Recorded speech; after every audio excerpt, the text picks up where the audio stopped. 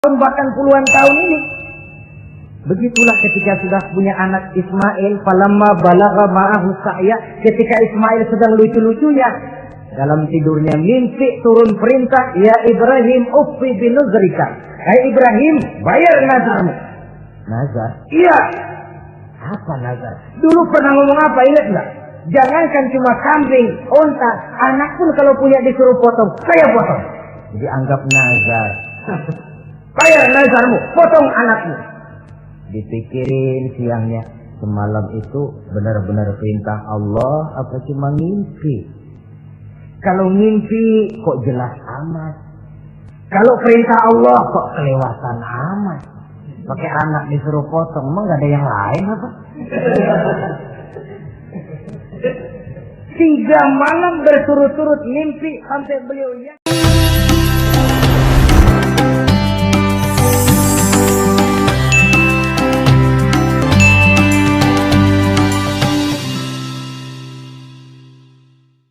Assalamualaikum warahmatullahi wabarakatuh. Waalaikumsalam warahmatullahi wabarakatuh. Saudara-saudara kaum muslimin rahimakumullah. Pada pertemuan kali ini kita akan membicarakan riwayat Nabi Allah Ibrahim alaihi salam. Beliau termasuk salah satu dari 5 orang rasul yang merupakan kelompok yang dikenal dengan ulul azmi, yaitu para rasul yang dinilai mempunyai kelebihan di dalam keutamaan, ketabahan, keuletan, dan sikap istiqomah di dalam berjuang. Jumlahnya ada 5, yaitu Nabi Nuh, Nabi Ibrahim, Nabi Musa, Nabi Isa, dan Nabi Muhammad alaihi wassalatu wassalam. Sebagaimana yang kita maklum bahwa Nabi Allah Ibrahim alaihi salam lahir pada masa pemerintahan Raja Namrud laknatullah alaih. Namrud adalah figur yang lebih merupakan kekuatan daripada keadilan, lebih merupakan kezaliman daripada kebijaksanaan. Ia seorang raja yang memerintah secara sewenang-wenang, lalu dengan segala macam cara berusaha mempertahankan kekuasaannya. Itu sebabnya di hari-hari menjelang kelahiran Nabi Allah Ibrahim alaihi salam, entah oleh karena rasa takut dan khawatir akan munculnya orang-orang yang dapat menumbangkan kekuasaannya, entah karena bisikan ahli nujum atau dukun-dukun yang memang banyak mengelilingi istananya, ia memutuskan untuk membunuh seluruh bayi yang dilahirkan dalam bentuk laki-laki. Ini dilatar belakangi oleh kekhawatiran akan muncul seseorang yang dapat menghancurkan kekuasaannya, sebagaimana Fir'aun laknatullah alaih. Itulah sebabnya di zaman sebelum Nabi Ibrahim dilahirkan, Raja Namrud membuat peraturan. Apabila seorang ibu melahirkan bayi laki-laki, bunuh bayi itu. Seluruh perempuan hamil berada di bawah pengawasan aparatur negara, dan laki-laki dianjurkan untuk jangan dekat-dekat dengan istrinya guna menghindari terjadinya proses kehamilan ini. Entah berapa ratus bahkan berapa ribu bayi laki-laki yang jadi korban tanpa dosa dari sebab kelaliman pemerintahan Raja Namrud laknatullah alaih ini. Kita teringat kepada satu hadis di mana Rasulullah sallallahu alaihi wasallam pernah bersabda, "Ya'ti 'alan nasi zamanun ru'asa'uhum kal asad wa wuzara'uhum kal zi'ab wa qudatuhum kal kilab wa katsirun nasi yawma idzin kal aghnam." Pada satu saat, kata Nabi, akan datang di tengah masyarakat manusia, di mana pada masa itu muncul pemimpin-pemimpin yang bertingkah laku seperti singa. Ru'asa'uhum kal asad. Pemimpin-pemimpin mereka bertingkah laku seperti singa. Saudara kenal singa? Saudara boleh periksa. Di mana ada hutan, singa selalu menjadi raja. Padahal hutan belum pernah bikin pemilihan umum. Tapi yang namanya singa tidak pernah peduli. Ada pemilihan umum atau tidak, raja hutan tetap singa. Kenapa? Karena singa menjadi raja di hutan bukan berdasarkan kebenaran, tapi karena kekuatan. Karena kuat, maka dia naik jadi raja. Soal benar atau tidak, soal lain. Maka sebagai akibatnya, setelah si singa ini naik menjadi raja hutan, dia bukan melindungi rakyatnya, malah makanin rakyatnya. Coba saudara lihat di hutan. Kambing rakyat hutan dimakan oleh singa. Ayam rakyat hutan dimakan oleh singa. Sapi rakyat hutan dimakan oleh singa. Inilah akibatnya karena singa naik berdasarkan kekuatan. Setelah naik bukan melindungi rakyatnya, malah makanin rakyatnya. Mental semacam inilah yang dimiliki oleh Raja Namrud laknatullah alaih. Cuma karena rasa ketakutan akan datang orang yang akan menumbangkan kekuasaannya, maka seluruh bayi laki-laki harus dibunuh tanpa dosa apapun. Itulah kata Nabi, akan datang di tengah masyarakat manusia muncul pemimpin-pemimpin yang mentalnya seperti singa.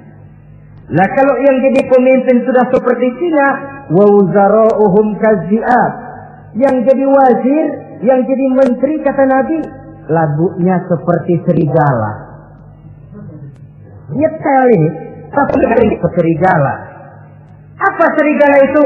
Saudara tahu dalam dongeng anak-anak, serigala itu kan binatang yang paling licik. Untuk terang-terangan dia tidak berani karena tidak punya kekuatan seperti sang singa. Maka dia pakai ilmu kelicikannya. Serigala itu kalau ingin makan daging ayam, pakai bulu ayam. Kalau kepengen makan daging kambing, pakai bulu kambing. Pendeknya, serigala binatang yang menghalalkan segala macam cara asal tujuan tercapai. Itulah serigala. Lambang dari sifat kelicikan. Lempar batu, sembunyi tangan.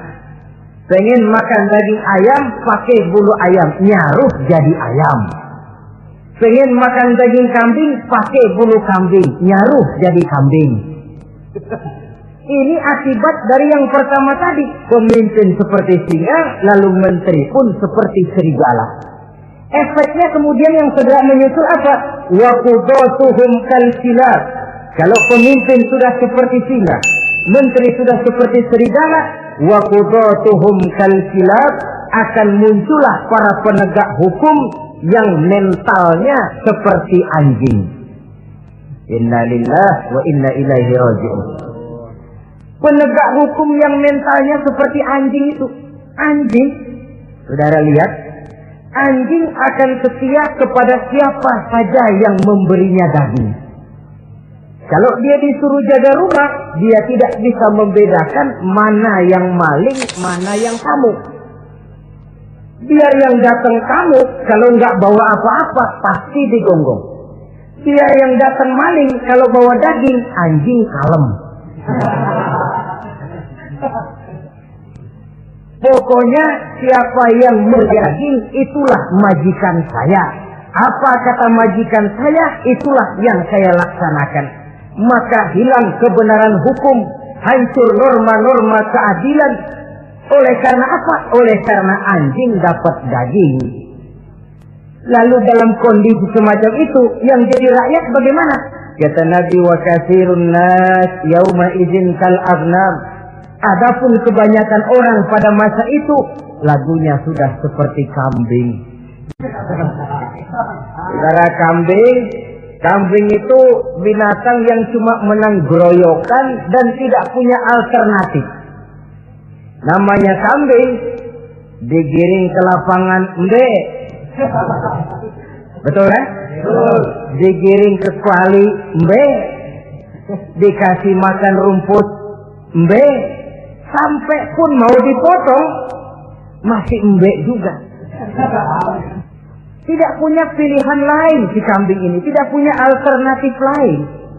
Kondisi semacam inilah yang terjadi di masa pemerintahan Raja Namrud laknatullah alaih.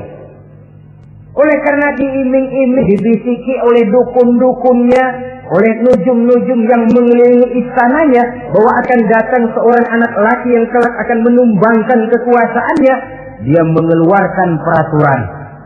Ya, peraturan singa. Mulai saat ini diumumkan kepada seluruh rakyat, siapa-siapa perempuan melahirkan bayi laki-laki, bunuh hidup-hidup. Seluruh orang bunting di bawah pengawasan Hansip negara. Dan mulai malam ini, supaya semua kaum bapak jarang-jarang tidur sama istrinya. Namanya peraturan Namrud. Tapi apa yang memang Allah kehendaki untuk terjadi, pasti terjadi. Yaitu kelahiran Nabi Allah Ibrahim alaihi salam. Pada saat beliau terlahir ke alam ini, oleh ayahnya yang bernama Azar, disembunyikan di dalam sebuah gua. Di sini bertemu antara nurani seorang bapak dan ketaatan kepada raja. Dia ingin taat kepada raja, dia mesti membunuh anaknya.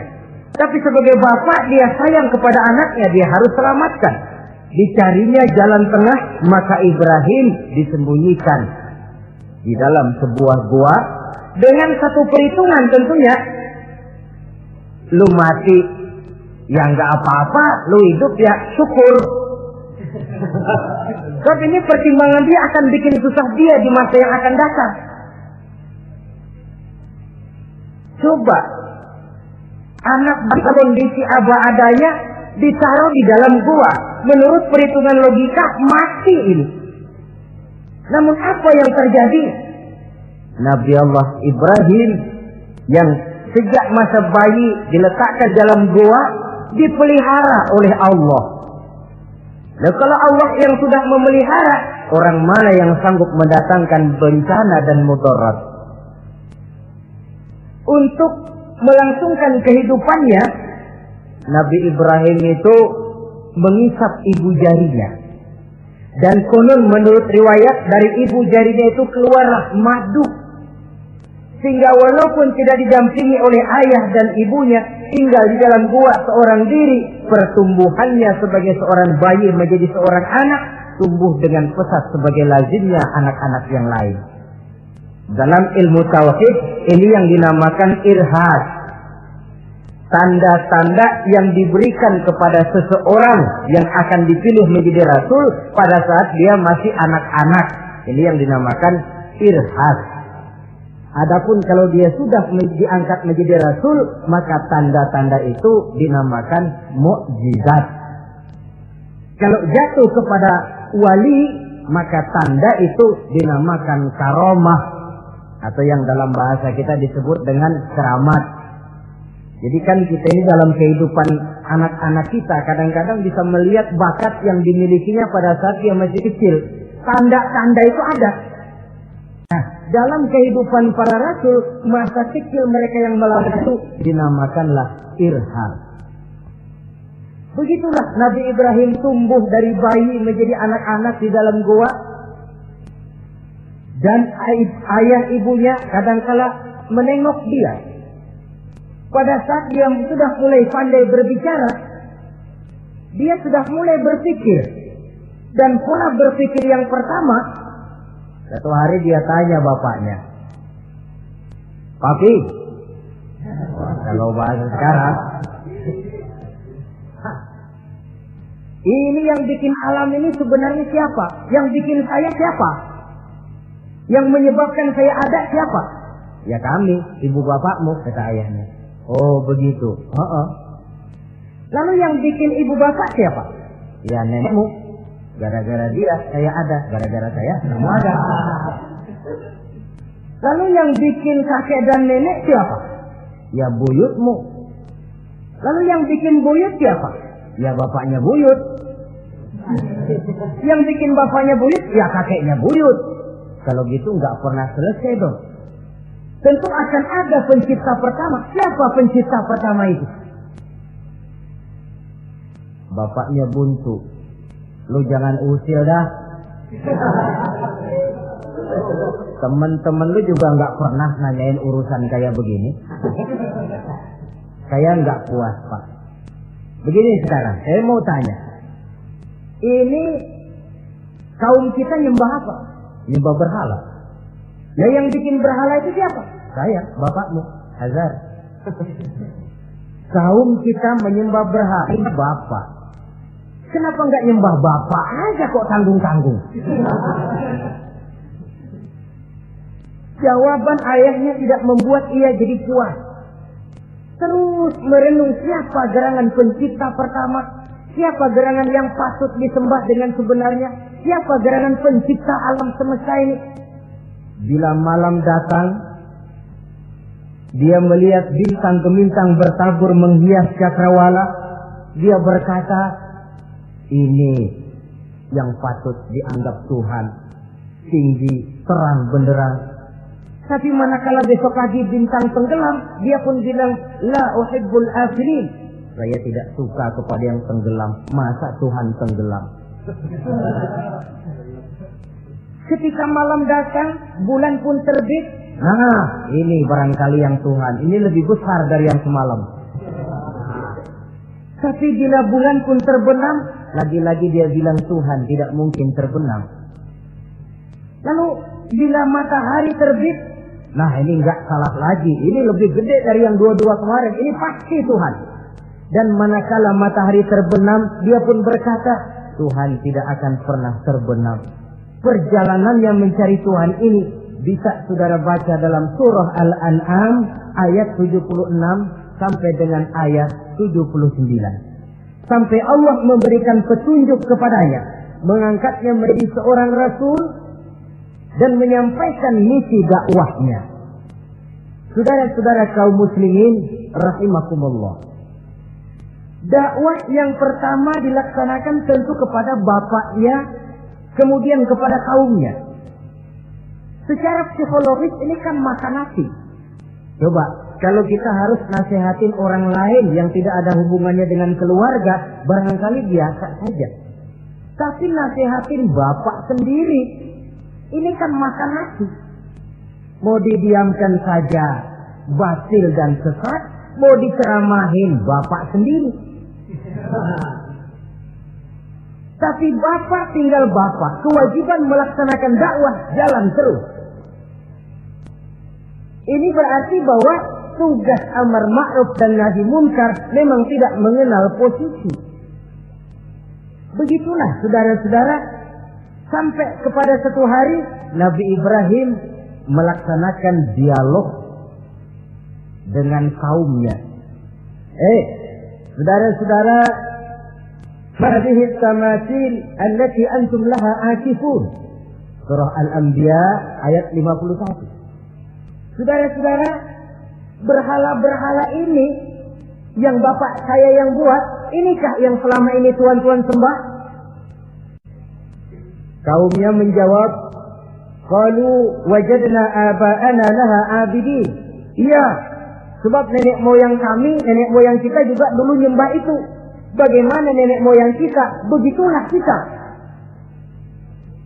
Jawab Nabi Ibrahim, laqad kuntum wa aba'ukum fi dhalalin mubin. Sebenarnya kamu dan nenek moyangmu sama, borongan satu gerbong sesat.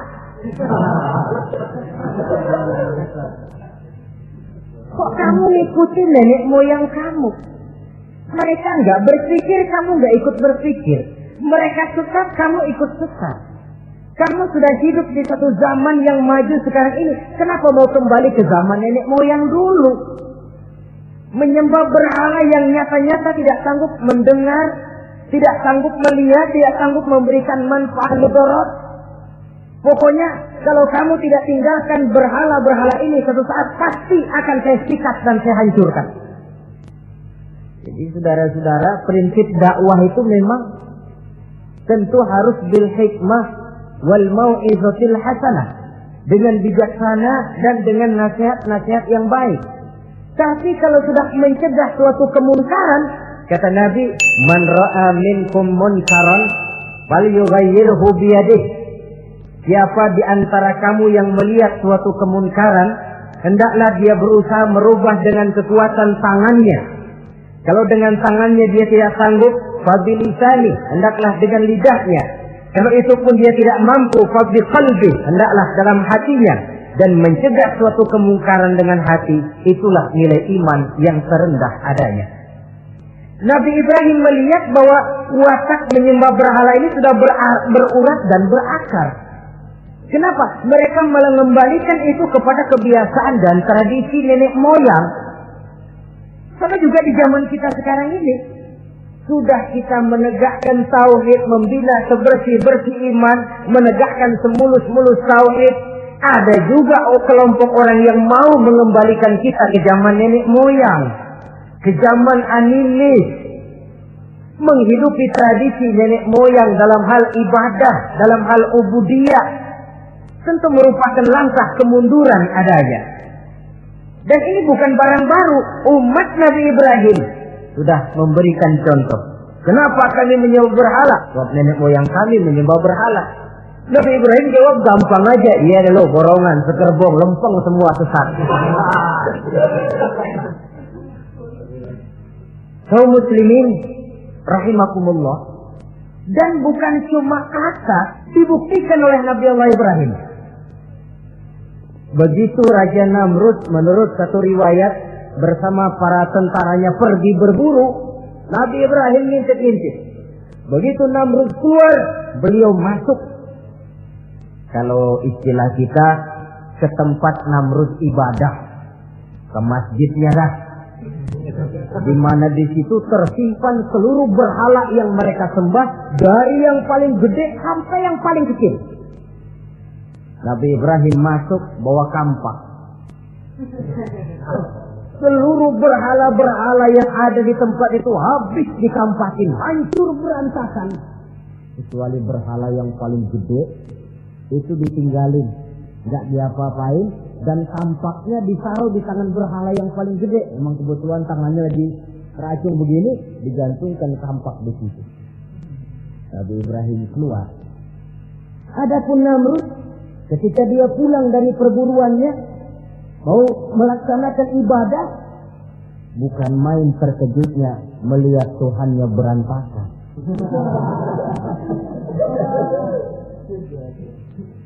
Waduh, ini celaka kerjaan siapa ini? Dikumpulkan para intel negara, staf-staf khusus.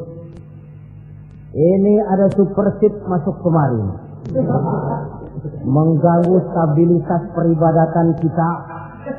Ini mesti dicari siapa biang keroknya ini. Cari sampai ketemu siapa yang menghancurkan Tuhan-Tuhan kita ini. Intel pun disebar. Ada yang ke kota, ada yang ke desa, ada yang pokoknya ke seluruh penjuru. Sampai ada yang desas-desuskan. Tuan Raja, gimana? Saya dengar selentingan berita. Berita apa? Pada waktu Tuan Raja pergi berburu, seorang anak muda bernama Ibrahim masuk ke tempat ibadah kita. Barangkali dia yang menghancurkan patung-patung kita.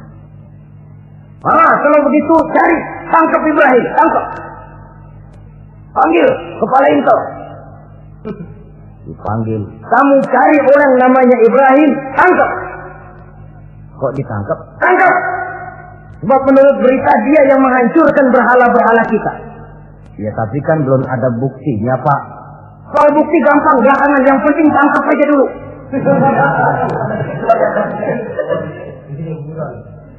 Ini supersip ini. Saudara-saudara, dicarilah Nabi Allah Ibrahim, ketemu. dihadapkan kepada Raja Namrud, disidang di pengadilan terbuka, disaksikan orang banyak, dibuka oleh Raja Namrud. Sidang luar biasa dalam rangka memeriksa dan mengadili tertuduh Ibrahim. Dengan ini kami nyatakan dibuka untuk umum. Terdakwa supaya dibawa ke dalam ruangan sidang. Dihadapkan Nabi Ibrahim. Nama Ibrahim. Orang tua. Tuduhan menghancurkan berhala. Tahada bi alihatina ya Ibrahim. Hai Ibrahim, benarkah kamu yang menghancurkan Tuhan-Tuhan kami? Ah, siapa bilang? Ada berita yang sampai kepada kami. Ketika kami keluar kau masuk ke tempat kami ibadah. Ngaku aja dan ngaku. Daripada urusan jadi panjang, mendingan ngaku aja dah. Kata Nabi Ibrahim, enggak. Bal fa'aluhu kabiruhum hada. Yang menghancurkan berhala-berhala Tuhan, berhala yang paling besar ini. Yang paling besar ini. Besarnya nunjuk ke patung, ininya nunjuk ke dirinya. Kabiruhum kepada berhala, hada kepada dirinya sendiri. Wah, enggak, kata Nabi Ibrahim. Setahu saya enggak semua berhala hancur. Saya dengar yang paling gede enggak apa-apa. Ya. Dan ada kampak di tangannya. Kali yang gede tuh iseng. Jadi yang kecil-kecil ini dikampakin semua sama yang gede. Oh, buktinya kampak masih ada di tangannya kok. Tanya aja dia. Kata Namrud, Ibrahim, kamu sudah gila apa? Kenapa? Masa kayak dia disuruh nyembah berhala, disuruh nanya berhala? Jadi nggak bisa jawab dia? Nggak bisa jawab. Nah kalau nggak bisa jawab, kenapa disembah? Yang gila saya apa sampean?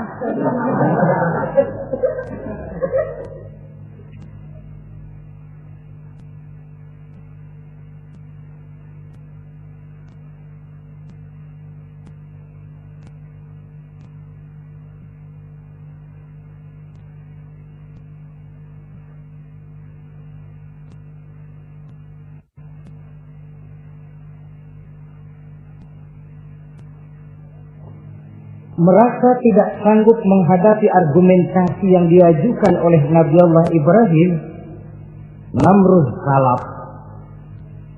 Dalam kesalapannya itulah ia menjatuhkan vonis bahwa Nabi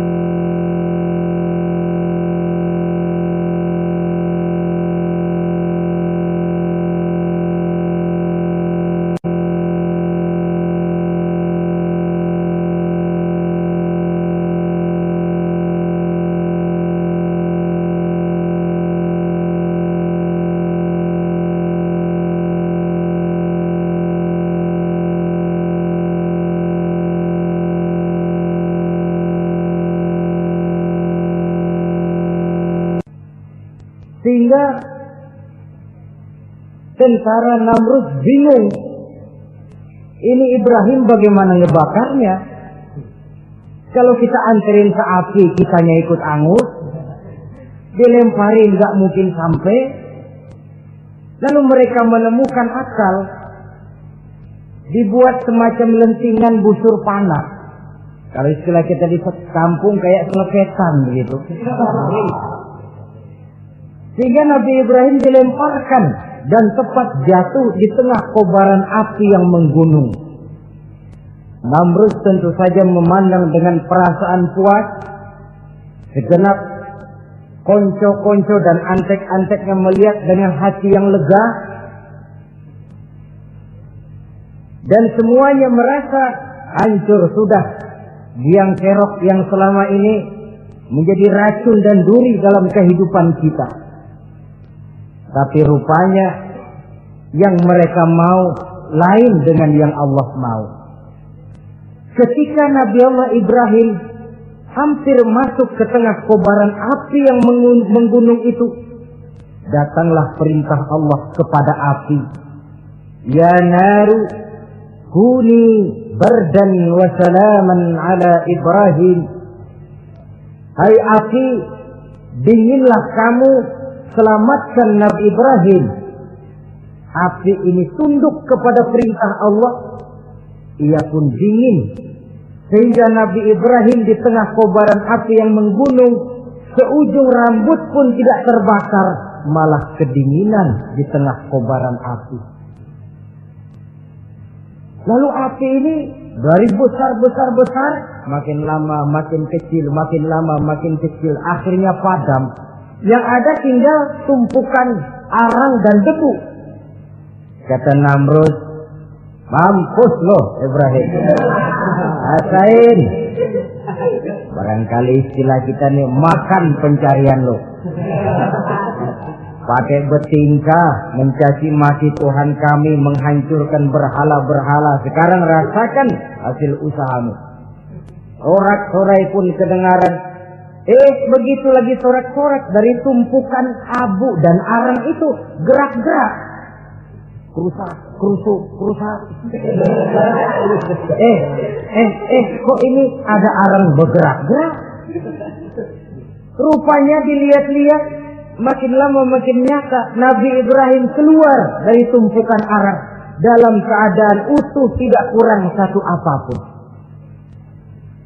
Sebenarnya andai kata Namrud mau menggunakan akalnya, saat itu dia tentu menemukan satu hal yang luar biasa, satu kebesaran yang kalau dia mau merenung akan sampai kepada kekuasaan yang serba maha. Tapi karena ketika itu hatinya sudah dipenuhi nafsu, ditutupi oleh kesombongan, dia buta terhadap kenyataan itu. Kaum muslimin rahimakumullah, akhirnya Nabi Allah Ibrahim ini diteror langsung oleh orang tuanya. Kata abahnya, aradibun anta an alihati ya Ibrahim. Ibrahim, kau benar-benar tidak senang kepada Tuhan-Tuhan kami, berhala-berhala ini? La in lam tantahi la arjumannaka wahjurni maliya. Kalau engkau tidak berhenti, hai Ibrahim, tidak berhenti memperkenalkan Tuhan seru sekalian alam, tidak berhenti mencela dan mencaci bahkan menghancurkan berhala-berhala kami, la arjumannaka, akan kami rajam kamu. Iya, kalau raja yang ngancam begini, orang tua beliau sendiri ngancam begini. Itulah tantangan dakwah, saudara-saudara. Kita melaksanakan dakwah ini tempo-tempo berhadapan dengan penguasa yang mentalnya macam Namrud. Tempo-tempo berhadapan dengan orang kaya yang pelitnya macam Qarun. Tempo-tempo berhadapan dengan orang tua yang mentalnya macam Azar. Orang tua yang kaku, yang tidak mau terbuka terhadap kenyataan. Istilah di kampung kita, orang tua yang laceng. Tahu laceng? Udah salah kenceng. Sulit benar menerima pembaruan yang membawa umat kepada masalah-masalah yang memang nyata lebih baiknya. Itulah tantangan di dalam melaksanakan tugas dakwah, dan ini dihadapi oleh Nabi Allah Ibrahim. Ayahnya terakhir memberikan tekanan, kalau kau tetap melaksanakan misimu, tidak engkau mau berhenti dari tugas dakwah ini, awas Ibrahim, la arjumannaka, akan aku rajam, akan kami lontari kau dengan batu, wahjurni maliya, pergi kamu dari sini. Ya Allah, diputuskan hubungan. Kalau memang engkau berkeras dengan tugas dakwahmu, persilakan Ibrahim keluar, pergi saja dari sini. Diusir oleh orang tuanya sendiri. Inilah hidayah, saudara-saudara. Oleh sebab itu, tugas utama kita kaum muslimin sebenarnya bukan mengislamkan orang, tapi menyampaikan Islam. Tugas kita ialah menyampaikan Islam, bukan mengislamkan orang. Sebab orang mau Islam atau tidak, itu urusan hidayah dari Allah. Jangankan kitab, Nabi Ibrahim tidak sanggup mentauhidkan ayahnya Azar. Nabi Nuh tidak bisa mengislamkan putranya Kan'an. Bahkan Nabi kita Muhammad sallallahu alaihi wasallam pun tidak bisa memberikan hidayah kepada Abu Jahal dan Abu Lahab. Paman Nabi, orang tua Nabi, anak Nabi, istri Nabi sekalipun, hidayah tidak diberikan kepada mereka. Mereka tidak terpanggil mengikuti kebenaran. Kalau sudah kenyataan ini yang kita temui, kembalilah kepada konsep Quran. Allahumma inni qad ballaghtu, wahai Allah, seruanmu sudah saya sampaikan, dakwahmu sudah saya canangkan, ajakan kepada tauhid sudah saya sampaikan. Allahumma inni qad ballaghtu, sudah saya sampaikan ya Allah. Perkara mereka tidak mau ikut, itu karena semata-mata hidayah berada di tanganmu ya Allah. Kalau kemari landasan dakwah kita, insya Allah tugas dakwah kita berkelangsungan. Kalau tidak, makan hati. Kita pikirin, ya orang gua ajak benar-benar nggak mau. Ya, dipikirin. Saya ajak ngaji, malah dikasih maki. Saya ajak yang baik, malah saya dicemoohkan. Kok begini dakwah? Akhirnya dipikirin, sakit jantungan. Sudah orang nggak kena kita ajak beriman, kita sendiri makan ke dalam. Itulah Quran meletakkan konsep di dasar, sampaikan dakwah dengan baik, bil hikmah wal mau'izatil hasanah wajadilhum billati hiya ahsan. Kalau ternyata metode sudah baik tapi orang tidak juga mau beriman, tanamkan dalam hati, Allahumma inni qad ballaghtu. Ya Allah, tugas saya cuma sekedar menyampaikan. Perkara mereka tidak mau, saya sudah menyampaikan ya Allah, terserah hidayahmu. Kelapangan jiwa akan kita temui di sana. Entah berhadapan dengan penguasa yang punya mental kayak Namrud, bertingkah laku sewenang-wenang, aji mumpung, mentang-mentang kuasa lalu saenake dhewe, menghitamkan yang putih, memutihkan yang hitam menurut seleranya saja. Entah berhadapan dengan orang kaya yang punya mental seperti Qarun, makin kaya tapi makin bakhil, atau berhadapan dengan orang-orang tua yang punya tingkah laku seperti Azar. Diperlukan sikap lapang dada untuk menyampaikan risalah Islam ini. Terhadap reaksi keras dari abahnya ini apa? Kata Nabi Ibrahim, surah Maryam ayat 47 menjelaskan, Salamun alaika sa'astaghfiru laka rabbi innahu kana bi hafiyya wa a'tazilukum wa ma ta'buduna min dunillah. Kalau memang begitu Abah, salamun alaika. Oke Abah, selamat jalan. Marilah kita tempuh jalan kita masing-masing. Saya memang anak Bapak, tapi tauhid adalah prinsip. Allah Tuhan saya. Ini prinsip. Kalau Bapak tidak mau mengikuti seruan saya, padahal saya sayang kepada Bapak, saya cinta kepada Bapak, saya tidak ingin Bapak bersekutu dengan setan, saya tidak ingin Bapak menemani setan di dalam neraka, saya ingin menyelamatkan Bapak. Tapi ini rupanya vonis Bapak, hendak merajam saya, mengusir saya dari sini. Oke Bapak, salamun alaika, selamat jalan. Sa'astaghfirullah, saya akan memohon ampun kepada Allah untuk Bapak. Memohon ampun. Jadi walaupun dalam Islam kita berbeda akidah dengan orang tua, tetapi kewajiban untuk berbakti tidak menjadi putus karenanya. Dalam surah Luqman dijelaskan, apabila kedua orang tuamu memaksamu untuk menyekutukan Allah, jangan taati. Tetapi sungguh pun demikian, wa sahibhuma fid dunya ma'rufa. Tetaplah engkau pergauli keduanya di dunia ini secara baik. Toleransi yang besar ditunjukkan oleh Islam. Dan lebih besar lagi dilaksanakan oleh Nabi Allah Ibrahim. Sungguh pun bapak sudah mengusir saya, menolak mentah-mentah ajaran tauhid, tetap juga menyembah berhala, tetap juga bersekutu dengan setan. Saya akan memohonkan ampun kepada Allah untuk bapak. Wa tazilukum, saya akan menjauhkan diri dari apa yang bapak sembah, dari apa yang kaum kita sembah selain daripada Allah. Bapak menyembah berhala, kaum kita ini menyembah berhala. Wa a'tazilukum, saya akan menyingkir dari semua itu. Selamat jalan awak. Istilah kita goodbye my dear. Ini jalan yang membedakan saya dengan abah. Jalan tauhid dan jalan syirik. Di sini kita harus berpisah. Walaupun dengan berat hati kita berpisah.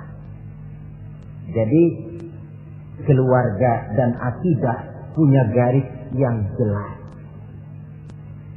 Umumnya, ya walaupun baik tapi memang harus ditingkatkan. Umumnya kita ini kan mayoritas merasa sebagai muslim karena keturunan. Kenapa kamu Islam? Bapak saya Islam, nenek saya Islam, saya Islam. Baiklah, itu pun baik. Pada mulanya memang harus begitu. Tapi lambat laun kita tentu harus merasakan bahwa keberadaan kita dalam Islam tidak cukup cuma karena faktor keturunan. Dengan kata lain, kita harus memperbaiki kualitas keislaman kita. Inilah proyek utama kita sekarang, mengislamkan orang Islam. Saudara-saudara kaum muslimin rahimakumullah. Maka Nabi Ibrahim pun meninggalkan orang tuanya, meninggalkan kaumnya, uzlah, hijrah ke tempat Baitul Maqdis, daerah di Palestina sekarang ini. Sejarah kehidupan Rasul umumnya memiliki kemiripan. Rata-rata ditentang oleh kaumnya sendiri dan sebagian besar lalu hijrah. Itu barangkali memang resiko dari satu perjuangan. Nah, begitu tantangan yang dihadapinya dalam melaksanakan dakwah. Lalu cobaan-cobaan yang diberikan Allah kepada Nabi Ibrahim pun luar biasa. Pantas kalau beliau itu masuk ulul azmi dan mendapat titel Khalilullah. Nabi Ibrahim titelnya Khalilullah, orang yang mencintai dan dicintai Allah. Khalilullah. Ini terbukti dari cobaan-cobaan yang dihadapinya. Pertama, dari perkawinannya dengan Siti Hajar, dengan Siti Sarah maksud saya, beliau tidak dikaruniai seorang anak pun. Umur sudah lanjut. Padahal anak kita tahu pelanjut sejarah, penyambung cerita, si buah hati, belahan jantung. Sampai pada satu hari Hajar musyawarah. Kalau bahasa kita, Bang, bagaimana Hajar? Lama juga kita sudah berumah tangga kan Pak? Lalu, dan kita sejauh ini belum dikaruniai seorang anakku. Ya sabarlah, pada waktunya tentu akan ada juga. Tapi kapan lagi Bang? Usia kita sudah cukup lanjut. Maksud kamu bagaimana Hajar? Begini sajalah Bang. Bagaimana kalau abang kawin saja lagi? Ya Allah, punya istri macam begini, menyuruh lakinya kawin lagi. Tapi dasar Nabi Allah Ibrahim, nggak mau saya kan cinta sama Hajar. Iya, soal cinta saya tahu, dan saya tidak meragukan cinta abang kepada saya. Cuma masalahnya saya nggak bisa memberikan keturunan Bang. Bukan nggak bisa, belum. Sudahlah, kawin saja lagi Bang. Nggak mau nggak mau. Istrinya nyuruh kawin, lakinya ogah-ogahan. Sekarang kan enggak, istrinya larang kawin, suaminya malah ngirintil.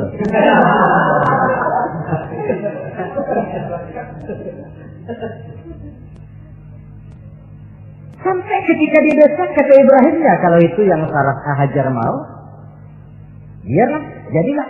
Saya mau kawin lagi dengan syarat kau yang mencarikan istri untuk saya itu. oleh Siti Hajar dipilihkan Siti Sarah. Kawinlah Nabi Ibrahim dengan Sarah. Dari Sarah ini beliau dikaruniai seorang putra bernama Ismail alaihi salam. Nah, cobaan datang untuk menguji Khalilullah ini. Hai Ibrahim, kau cinta kepadaku, kata Allah, seolah-olah setelah kau punya anak, masuk rasa cinta anak ke dalam hatimu. Allah mau buktikan mana cintamu yang lebih besar, kepada anakmu atau kepada aku, kata Allah. Maka turun perintah untuk menyembelih anaknya sendiri. Satu riwayat menceritakan bahwa latar belakang perintah menyembelih anak ini sebenarnya gara-gara Nabi Ibrahim juga ketelepasan ngomong. Beliau pernah menyembelih 300 ekor onta dan 1000 ekor kambing. Dagingnya dibagikan kepada fakir miskin. Dilaksanakan penyembelihan itu untuk mendekatkan diri kepada Allah. Dekat.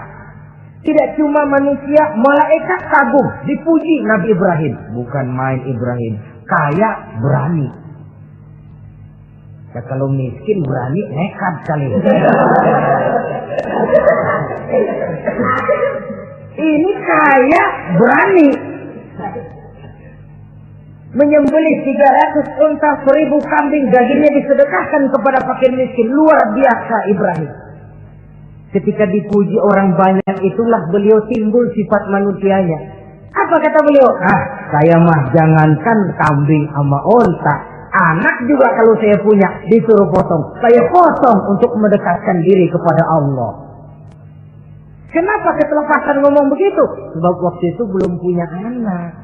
Ngomongnya enak. Sama juga kita, goma kalau punya motor, siapa juga ketemu di jalanan, gue boncengin. Lagi belum punya. Kalau udah punya, lain gayanya. Itu biasa itu omongan orang belum kaya emang begitu.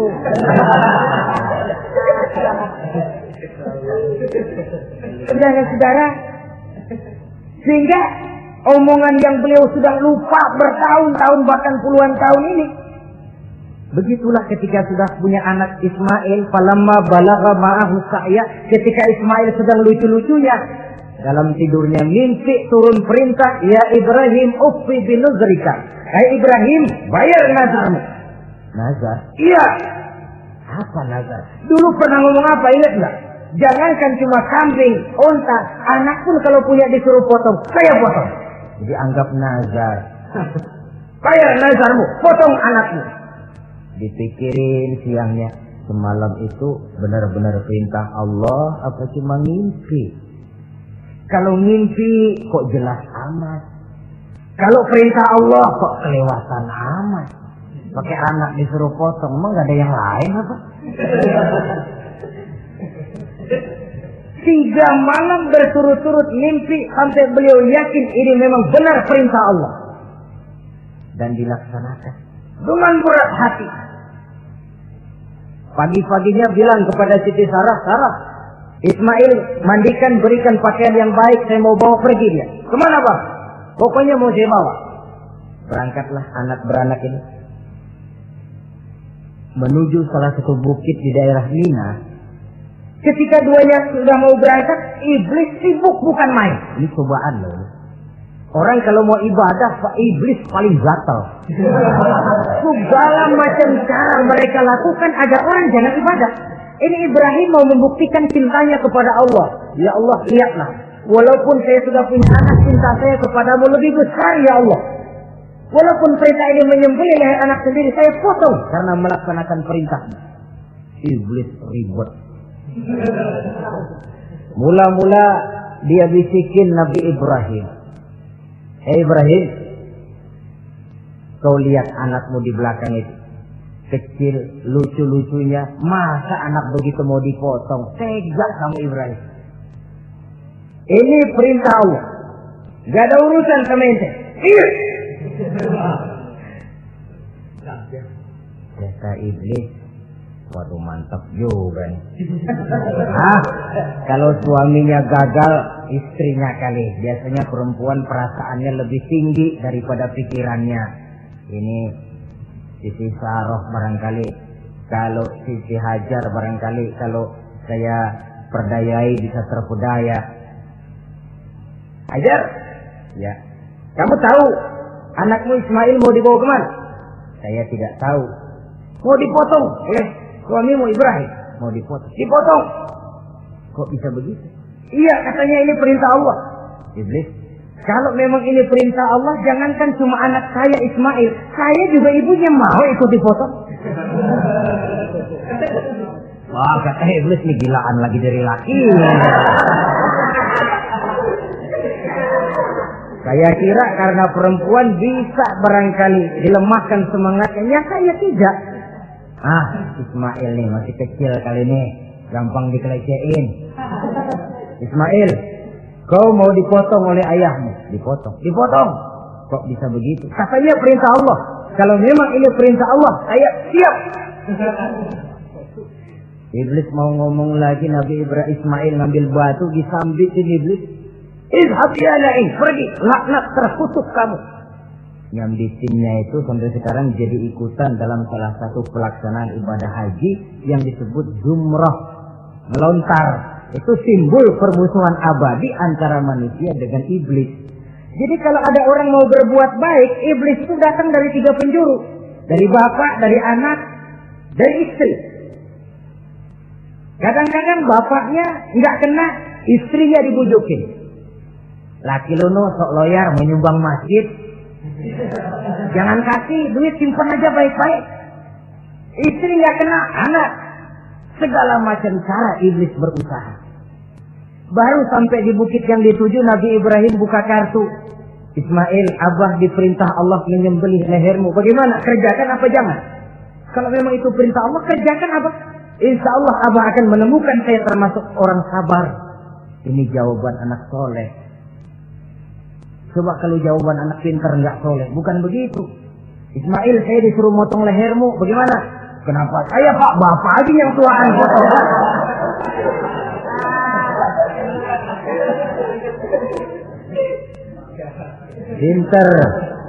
Pinter, tapi nggak soleh ya begitu itu, minteri jadinya. Saudara-saudara, sampai Nabi Ismail diganti oleh Allah dengan seekor kambing kibas. Cobaan terhadap kecintaannya kepada Allah. Kau cinta aku, itu benar. Tapi setelah kau punya anak, rasa cinta anak masuk ke dalam hatimu. Mana lebih besar, cintamu kepada anakmu atau cintamu kepada aku, kata Allah. Terbukti cintanya kepada Allah lebih besar daripada cintanya kepada anaknya. Bukankah nilai cinta itu baru terasa nyata kalau sudah lewat cobaan, lewat pembuktian? Sehingga dengan demikian kata orang, biasanya cinta itu menuntut pengorbanan. Berani bercinta, berani berkorban.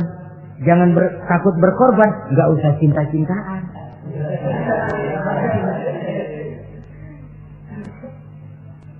Saudara-saudara, sebab kalau orang sudah berbuat untuk sesuatu yang dicintainya, sangat boleh jadi si lemah akan jadi kuat, yang jauh jadi terasa dekat, yang takut jadi berani. Kalau orang sudah melakukan sesuatu untuk yang dicintainya. Seorang bapak karena cintanya kepada anaknya, dia rela pergi pagi pulang sore, peras keringat banting pulang supaya hari depan anaknya lebih baik daripada dia. Seorang suami yang cinta kepada istrinya, tidak soal dia kepanasan dan kehujanan,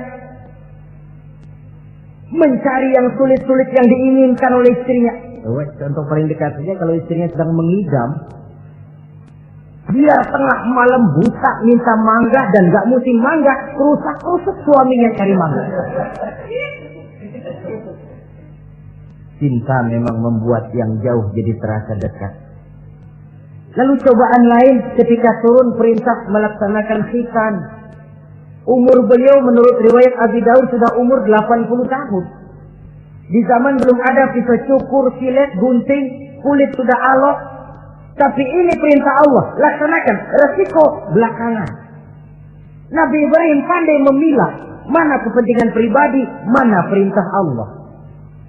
Nah, perkara beliau nanti pindah ke Mekah, membangun Ka'bah sampai kepada hari tuanya, ini berkaitan dengan Nabi Allah Ismail, dan akan kita bicarakan pada pertemuan di mana kita nantinya akan membicarakan riwayat Nabi Ismail alaihi salam. Untuk riwayat Nabi Ibrahim, walaupun serba singkat, hingga ini sajalah dahulu, dan mudah-mudahan menjadi tamsil, ibarat dan contoh yang bisa kita jadikan pegangan di dalam kehidupan kita sehari-hari. Terima kasih banyak atas segala perhatian. Mohon maaf atas segala kekurangan. Usikum wa nafsi bitaqwallah. Wassalamualaikum warahmatullahi wabarakatuh. Waalaikumsalam.